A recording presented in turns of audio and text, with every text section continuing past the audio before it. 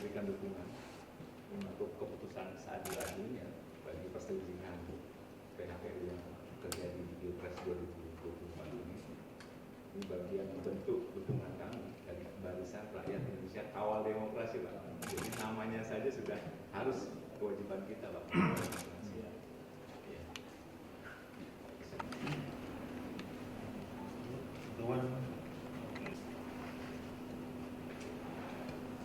Pak Hengki Irawan.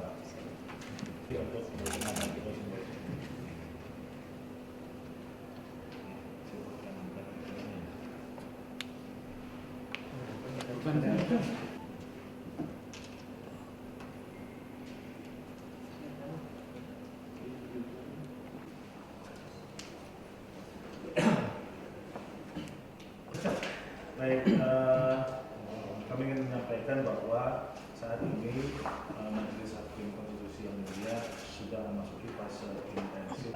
Para Majelis Hakim Konstitusi sudah membaca dan menerima serta menghormatkan amicus curiae yang diterima hingga tanggal 16 April 2024. Sehingga selanjutnya akan tetap kami proses secara administrasi, kami sampaikan kepada Panitra. Terima kasih.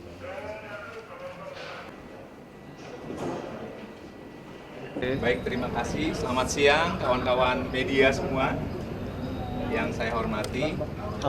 Kami dari Barisan Rakyat Indonesia Kawal Demokrasi, Barikade 98, ya, tetap meneguhkan sikap mengawal demokrasi, menjaga Indonesia. Ya. Jadi sejak awal kami adalah aktivis lintas generasi, ya, didominasi juga oleh teman-teman aktivis 98 yang turut melakukan perubahan di era 98 dengan menumbangkan rezim otoritarianisme Orde Baru. Tentu kami ingin menjaga, ya, agenda-agenda reformasi yang kita ketahui selama ini.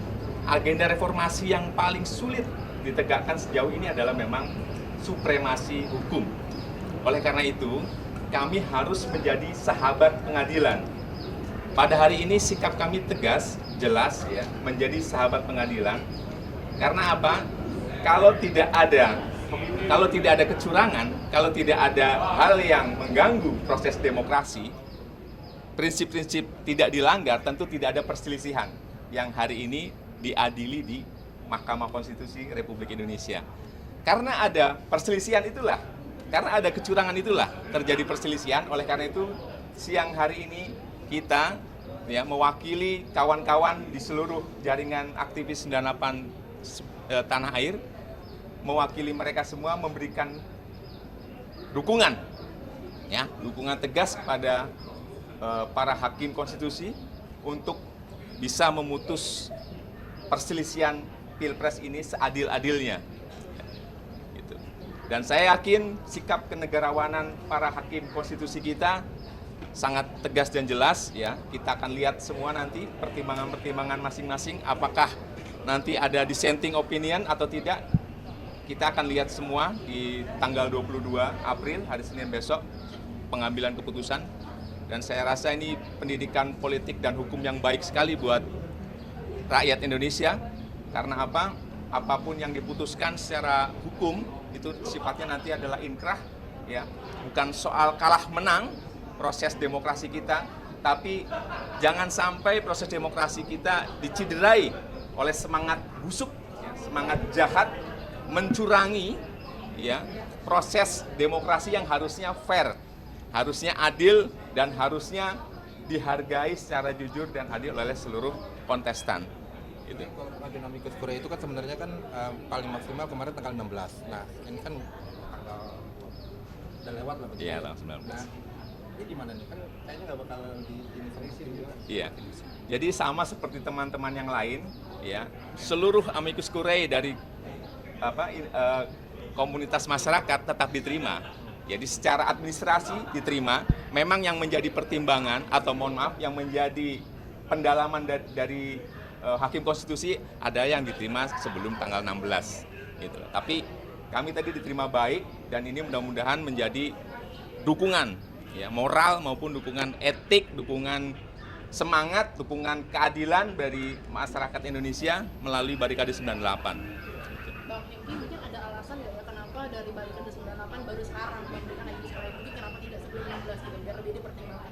Iya, ya ini soal timing aja ya, soal waktu. Kan setiap hari selalu ada kan, selama diputuskan tanggal 16 terakhir, tiap hari kan teman-teman pasti ada. Kami berkoordinasi juga dengan teman-teman yang lain. Nah ini hari ini adalah hari di mana pertimbangan-pertimbangan hakim sedang dilakukan di dalam. Nah, kami datang hari ini secara fisik juga supaya meneguhkan dukungan kita tegas kepada mereka agar memutus seadil-adilnya perselisihan PHPU Pilpres 2024. Bang, poin yang ditegaskan dalam Amikus Kurae dari Barikade 98 ini selain memutuskan seadil-adil, ada lagi nggak sih atau mungkin terhadap pemohon lebih ke pemohon atau seperti apa? Ya, tentu ada catatan-catatan dari kami ya. Catatan misalkan kita ingin hakim konstitusi ya yang Mahkamah Konstitusi RI sendiri lahir karena proses reformasi itu harus dijaga. Proses reformasi dan demokrasi harus dijaga. Tidak boleh dianulir, tidak boleh diganggu oleh semangat misalkan mewujudkan politik dinasti, ya kan? Anak keturunan ya menjadi melanggengkan kekuasaan melalui kekerabatan, itu tidak boleh menurut saya. Dan selanjutnya sekian banyak kesaksian dari para ahli maupun kesaksian di lapangan daripada praktisi pemilu kita kan menyatakan memang banyak sekali effort atau nepotisme yang dilakukan oleh penguasa mengintervensi ya proses jalannya pemenangan salah satu paslon di pemilu Pilpres 2024 ini. Bang, Sehingga dalam hari ini mungkin boleh dijelaskan nggak kesimpulannya itu apa sih? Apakah mendukung dari Barikade 98 mendukung PS ulang atau diskualifikasi salah satu paslon? Mungkin itunya ada disebutkan. ya, aktivis 98 menginginkan proses yang adil. Jadi apapun temuan ya yang dihasilkan oleh pengadilan, kita akan mendukungnya. Kami sih berharap karena memang prosesnya udah jelas-jelas bagi kami itu tidak adil sama sekali, ada kecurangan, ya tentu harus ada pemilihan ulang. Gitu. Berarti Barikade 98 merekomendasikan majelis hakim untuk mengabulkan permintaan pemohon ya? Itu salah satu kesimpulan diskusi teman-teman seluruh Indonesia ya, untuk kalau memang ditemukan kecurangan, jelas disimpulkan ada kecurangan, kami meminta ada pemilihan umum Pilpres ulang khususnya, Pilpres ulang ya. Terima kasih, Bang.